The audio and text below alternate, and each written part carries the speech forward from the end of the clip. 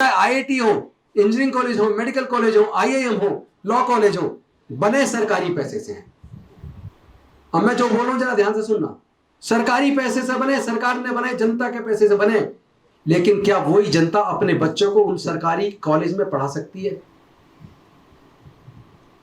मैं बहुत पैसे वालों की बात नहीं कर रहा हूं जी, यहां तक कि जो हमारे एडवोकेट साथी बैठे हैं सामने, आप खुद अपना स्टेटस चेक कर लो। आज आप एनएलयू में अपने बच्चे का एडमिशन कराओ, नेशनल लॉ यूनिवर्सिटी में जो दिल्ली गवर्नमेंट का है, आप डीटीयू में कराओ, दिल्ली टेक्निकल यूनिवर्सिटी में, आप नेताजी सुभाष टेक्निकल यूनिवर्सिटी में कराओ, आप उसकी फीस देखो, एक साल की फीस 2,46,000 रुपए। हॉस्टल का खर्चा अलग है, खाने का खर्चा, किताबों का खर्चा, ट्रांसपोर्ट का खर्चा अलग है, सारे खर्चे जोड़ लें तो कम से कम 3-3.5 लाख रुपया एक बच्चों को एक साल के लिए चाहिए। एलएलबी 5 साल का एनएलयू में तो 3 पंजे 15, यानी 15 से 18,000 रुपया एक बच्चे को एनएलयू से लॉ कराने के लिए, लॉ कॉलेज जो सरकारी कॉलेज है वहां से कराने के लिए 15 से 18 लाख रुपया चाहिए। आप में से कितने लोग कर लेंगे? आम गरीब आदमी को छोड़ दो, मजदूर को छोड़ दो, क्लरिकल वाले को छोड़ दो, उससे भी ऊपर जो मिडिल वाले उनको ले लो, आप अपने आप को भी ले लो। क्या आप लोग 15-18 लाख रुपया एक बच्चे का एक डिग्री कराने के लिए खर्च कर पाएंगे क्या? जिस तरह former governor of Jammu and Kashmir Satyapal Malik ji ने जो खुलासा किया पुलवामा के अटैक को लेकर, और उस पर पूरे देश के मीडिया की चुप्पी साध लेना, क्या चुनाव जीतने के लिए किसी की भी जान चली जाए, इतनी सस्ती जान है क्या हमारे लोगों की या हमारे सैनिकों की? हम लोग कौन सी आजादी में जी रहे हैं? क्या इसको वास्तव में आजादी कहेंगे? 25 नवंबर 1949 को संविधान सभा की सामने डॉक्टर बाबा साहब अम्बेडकर जी ने 2 चिंताएं जाहिर की थी, देश की आजादी को लेकर और देश के लोगों की स्वतंत्रता को लेकर। वो जो 2 चिंताएं थी, उसमें एक चिंता यह थी कि जिस दिन भारत के लोग धर्म को देश से ऊपर मानने लगेंगे, जिस दिन भारत के लोग धर्म को देश से ऊपर मानने लगेंगे, उस दिन देश अपनी आजादी खो देगा। पूरे आजादी के आंदोलन में कहीं भी दलितों की आजादी और अधिकार की आपको एक लाइन में चर्चा नहीं मिलेगी। पूरा आजादी का आंदोलन पढ़ लीजिए। आजादी के आंदोलन में औजार हथियारों का इस्तेमाल हुआ, लाखों लोगों की जान गई, लेकिन इस पूरे स्वतंत्रता आंदोलन में कहीं भी देश की महिला, देश की दलित, पिछड़े, आदिवासी, उनके हक अधिकार पे कहीं एक सिंगल लाइन आपको नहीं मिलेगी।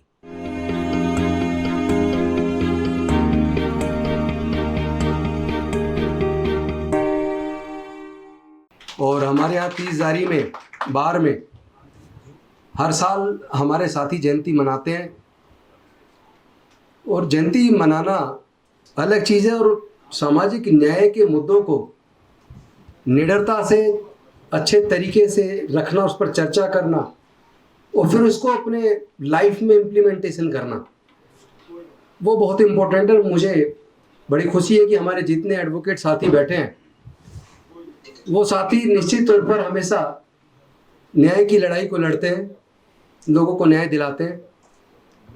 आज हम लोग 132वीं जयंती पर इकट्ठे हुए हैं, बहुत खुशी की बात है। लेकिन इसके साथ साथ मुझे लगता है कि डॉक्टर बाबा साहब अम्बेडकर जी ने क्या किया, उनके कंट्रीब्यूशन को एडवोकेट को बताना तो ऐसा लगेगा जैसे हम, मतलब जिनको पूरी स्टोरी का पता है, पूरे हिस्ट्री का पता है, जिन्होंने पूरे जीवन को पढ़ा है, हम भी उसी चीज़ पे बोले, उसी को पढ़ाएं, तो ये तो कोई बात नहीं हुई। महत्वपूर्ण ये नहीं है, महत्वपूर्ण यह है कि डॉक्टर बाबा साहब अम्बेडकर जी ने तो अपने 4 बच्चे और अपनी पत्नी को गंवाकर, अपने पूरे जीवन को जलाकर, भारत के 90% लोग जिनकी लड़ाई को, पूरे आज़ादी के आंदोलन को अगर पढ़ ले, पूरे आज़ादी के आंदोलन में कहीं भी दलितों की आज़ादी और अधिकार की आपको एक लाइन में चर्चा नहीं मिलेगी। पूरा आज़ादी का आंदोलन पढ़ लीजिए। आज़ादी के आंदोलन में औजार हथियारों का इस्तेमाल हुआ, लाखों लोगों की जान गई, लेकिन इस पूरे स्वतंत्रता आंदोलन में कहीं भी देश की महिला, देश की दलित, पिछड़े, आदिवासी, उनके हक अधिकार पे कहीं एक सिंगल लाइन आपको नहीं मिलेगी, अनफॉर्चुनेटली। तो क्या वो पूरा आजादी का आंदोलन केवल अंग्रेजों के हाथ से सत्ता निकलकर और हमारे अपने देश के कुछ दबंगों के हाथ में सत्ता आ जाए, क्या पूरा आंदोलन वहीं तक सीमित था? एक तो इस पे चर्चा आज होनी चाहिए। दूसरी बात, डॉक्टर बाबा साहेब अम्बेडकर जी ने 25 नवंबर 1949 को जो संविधान सभा के सामने भाषण दिया था, उसमें 3-4 बातें बहुत ही महत्वपूर्ण हैं और वो ज्यादातर लोग चूंकि पढ़ते नहीं है तो पता भी नहीं चलेगा। जब उन्होंने कहा कि जो जयकर जी ने बोला था तो पूरा सदन, पूरी कॉन्स्टिट्यूएंट असेंबली उनके खिलाफ बोली थी। मैं भी जयकर जी की बात का समर्थन करता हूं, लेकिन जयकर जी ने बोला क्या था? बेसिकली संविधान सभा के जो सदस्य थे उसमें मुस्लिम लीग के करीब 99 या 89 सदस्य थे जो उस मीटिंग में शामिल नहीं हो रहे थे। कॉन्स्टिट्यूएंट असेंबली की मीटिंग का बहिष्कार किया था। तो जयकर ने कहा था कि उनके बिना अब संविधान के ऊपर आगे चर्चा करना वो उचित नहीं होगा, उनको भी इसमें शामिल किया जाना चाहिए, जिसकी हुटिंग हुई। तो डॉक्टर बाबा साहब अम्बेडकर ने कहा जयकर की बात बिल्कुल सही थी, लेकिन साथ ही साथ उन्होंने उसमें एक बात ऐड की कि अगर किसी को बार बार अपना बनाए रखने के लिए जीतना पड़े, बार बार युद्ध करना पड़े, तो वो जीत कोई जीत नहीं है। अगर किसी को विचार से जीत लिया जाए और आदमी विचार से जुड़ के आपके साथ आ जाता है, जिसको फिर बार बार जीतने की जरूरत नहीं, तो वो जीत महत्वपूर्ण है। दूसरी बात उन्होंने कही थी कि भारत एक राष्ट्र के रूप में निर्मित होगा, मजबूत सशक्त राष्ट्र बनेगा, इसमें मुझे कोई संदेह नहीं है, लेकिन भारत की आजादी बची रहेगी और भारत के लोगों की आजादी बची रहेगी, मुझे इस पे 2 संदेह हैं। तो 25 नवंबर 1949 को संविधान सभा की सामने डॉक्टर बाबा साहब अम्बेडकर जी ने 2 चिंताएं जाहिर की थी, देश की आजादी को लेकर और देश के लोगों की स्वतंत्रता को लेकर। वो जो 2 चिंताएं थी, उसमें एक चिंता यह थी कि जिस दिन भारत के लोग धर्म को देश से ऊपर मानने लगेंगे, जिस दिन भारत के लोग धर्म को देश से ऊपर मानने लगेंगे, उस दिन देश अपनी आजादी खो देगा। और दूसरी चिंता उन्होंने जाहिर यह की थी, जिस दिन भारत के लोग किसी नेता के प्रति इतने अंधभक्त हो जाएंगे कि वो नेता तानाशाह बनकर उन्हीं के खिलाफ निर्णय लेना शुरू कर देगा, उस दिन शायद पेपर पे आजादी रहे, लेकिन भारत के लोग अपनी स्वतंत्रता खो देंगे। अनफॉर्चुनेटली आज उनकी ये दोनों बातें सही साबित हो रही हैं, इसलिए भारत की आजादी और भारत के लोगों की स्वतंत्रता दोनों की दोनों खतरे में है। और इससे ज्यादा अनफॉर्चुनेट कुछ हो नहीं सकता। जिस तरह former governor of Jammu and Kashmir Satyapal Malik ji ने जो खुलासा किया पुलवामा के अटैक को लेकर, और उस पर पूरे देश के मीडिया की चुप्पी साध लेना, क्या चुनाव जीतने के लिए किसी की भी जान चली जाए, इतनी सस्ती जान है क्या हमारे लोगों की या हमारे सैनिकों की? हम लोग कौन सी आजादी में जी रहे? क्या इसको वास्तव में आजादी कहेंगे? लोग मतलब बोलने से भी अगर डर रहे हैं, अगर आजादी से अपनी अभिव्यक्ति भी नहीं कर सकते, तो फिर ये आजादी किस काम की? आज चूंकि हम एडवोकेट्स के बीच में हैं, मैं खुद एडवोकेट हूं, मुझे खुशी है मैं अपनी बार में वापस आया हूं। इसका मेंबर होने का अपना एक अलग ही गौरव है। दिल्ली बार एसोसिएशन ओल्डेस्ट बार है और सबसे बड़ी बार है एशिया की, उसका मेंबर होना ही अपना आप में बड़ी गौरव की बात है। लेकिन उससे ज्यादा गौरव की बात तब होगी अगर हम सच को सच कहने की हिम्मत रखें। एक वकील भी अगर सच कहने की हिम्मत नहीं रखता, अगर वकील भी सामाजिक न्याय की लड़ाई को लड़ने के लिए सामने नहीं आता, अगर वकील भी जाति और धर्म के नाम पे बढ़ जाता है, तो फिर देश को बचाएगा कौन? क्योंकि देश की आजादी की लड़ाई में तो वकीलों का मैं समझता हूं अद्वितीय योगदान रहा है। लेकिन आज जिस तरह एडवोकेट कम्युनिटी भी जाति और धर्म के नाम पे बट गई है, यह कोई किसी भी देश के लिए और किसी भी प्रोफेशन के लिए अच्छे संकेत नहीं है। मुझे लगता है सच के लिए बिना किसी की परवाह किए आदमी को सच बोलना चाहिए। सबसे दुखद तो तब है, अभी हमने कपिल सिब्बल जी का इंटरव्यू देखा, आपने भी देखा होगा, उन्होंने एक प्रेस कॉन्फ्रेंस की थी उन्होंने वो खुलासा किया कि दो दो रिटायर्ड जज महाराष्ट्र से और एक सीनियर एडवोकेट वो आए और उन्होंने जस्टिस लोया की हत्या का पूरा सिलसिला बताया और अपनी जान को खतरा बताया। उसके बावजूद ना तो सुप्रीम कोर्ट ने उस जांच को परमिशन दी, उसने उसको खत्म कर दिया।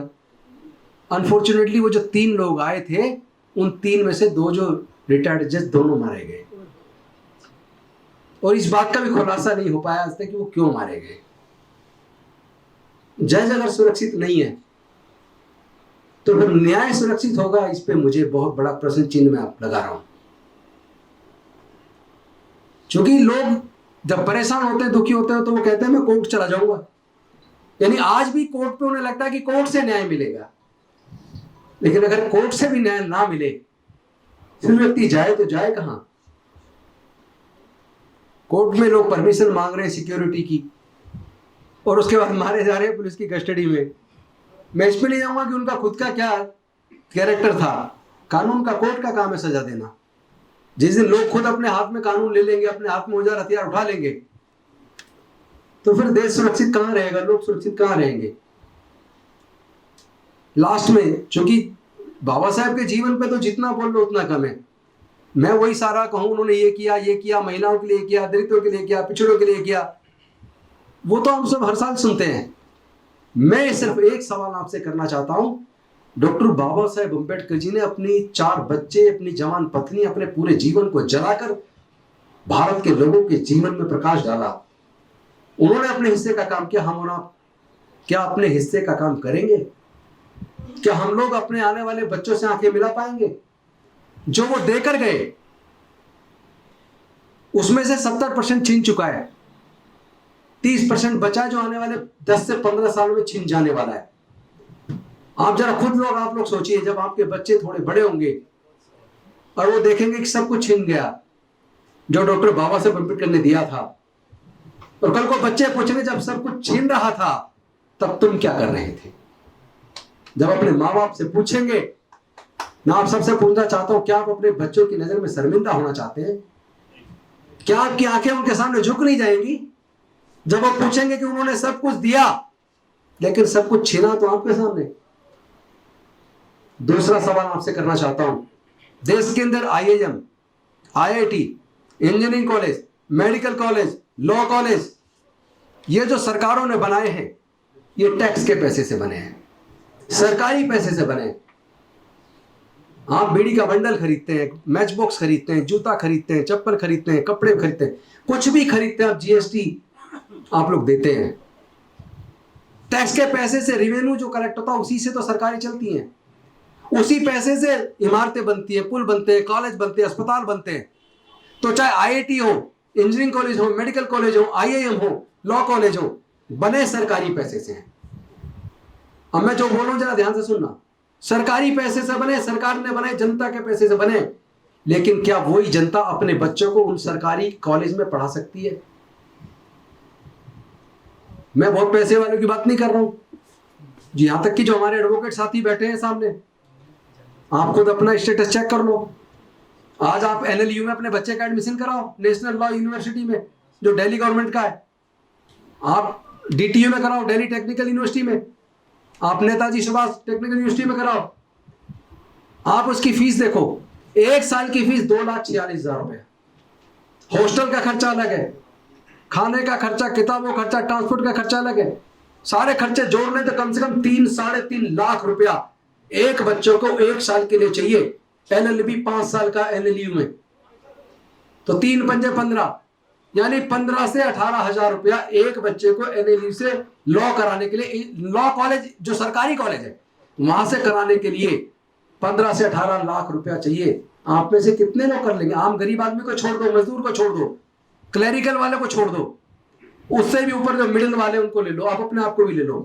क्या आप लोग 15-18 लाख रुपया एक बच्चे का एक डिग्री कराने के लिए खर्च कर पाएंगे? क्या इंजीनियरिंग के लिए 4 साल की इंजीनियरिंग कराने के लिए 12 से 15 लाख रुपया चाहिए, आप कर पाएंगे क्या? IIM कराने के लिए 2 साल का कोर्स है, MBA IIM से 44 लाख रुपया मिनिमम फीस है केवल। बाकी खर्चे अलग है। बाकी खर्चे जोड़ोगे तो एक IIM से MBA कराने के लिए आपके बच्चे को 55 से 60 लाख रुपए चाहिए। ये मैं बता रहा हूँ, प्राइवेट कॉलेजेस की बात नहीं कर रहा हूँ। जो प्राइवेट मेडिक, अभी मेरे मिस्टर BD खान है, रिटायर्ड डिस्ट्रिक्ट जज, लखनऊ में मुझे मिले एक प्रोग्राम में। उन्होंने कहा उनके बच्चे ने MBBS किया, 1.5 करोड़ रुपया खर्च हो गया, 1.5 करोड़। वो कह रहा मैंने अपना एक प्लॉट बेचा तो इंतजाम हो गया। मैं आपसे पूछना चाहता हूँ कितने लोग ऐसा कर पाएंगे? हम लोग जा कहाँ रहे हैं? मतलब एक बच्चे को एक डिग्री कराने के लिए मैंने अपनी फीस जोड़ी, प्राइमरी से लेके और कैंपस लॉ सेंटर से लॉ करने तक। मेरे पूरी जिंदगी की पढ़ाई में लगभग 8,000 रुपए खर्च हुए।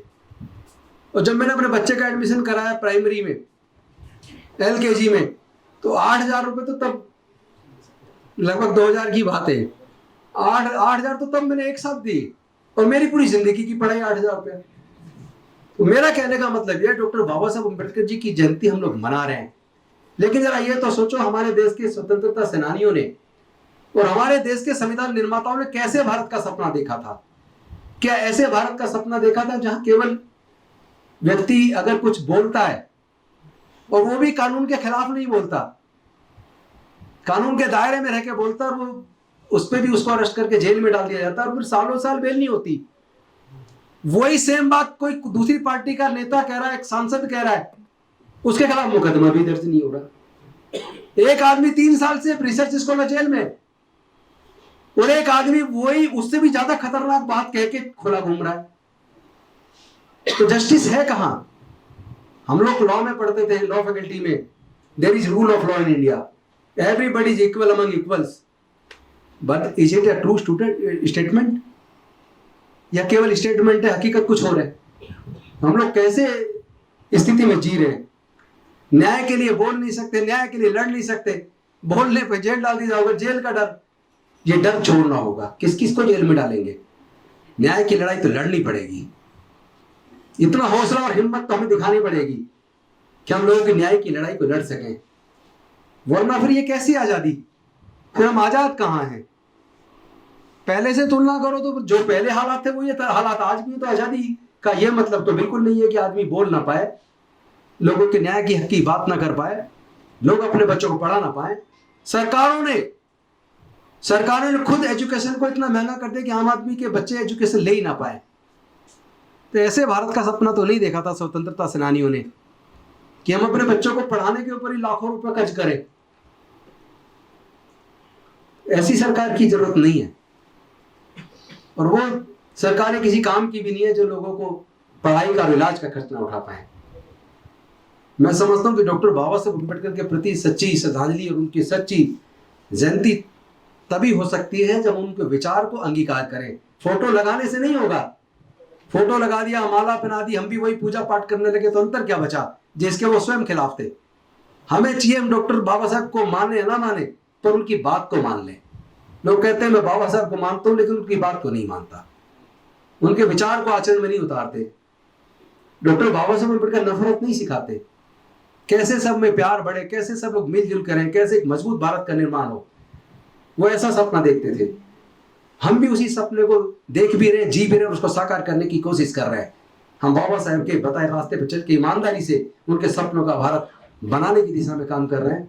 और आपसे भी अपेक्षा करते हैं कि न्याय के लिए आप लड़िए, इकट्ठे होकर बोलिए, सच बोलने की हिम्मत पैदा कीजिए। बहुत बहुत धन्यवाद, शुक्रिया। जय हिंद, जय भीम, जय भारत।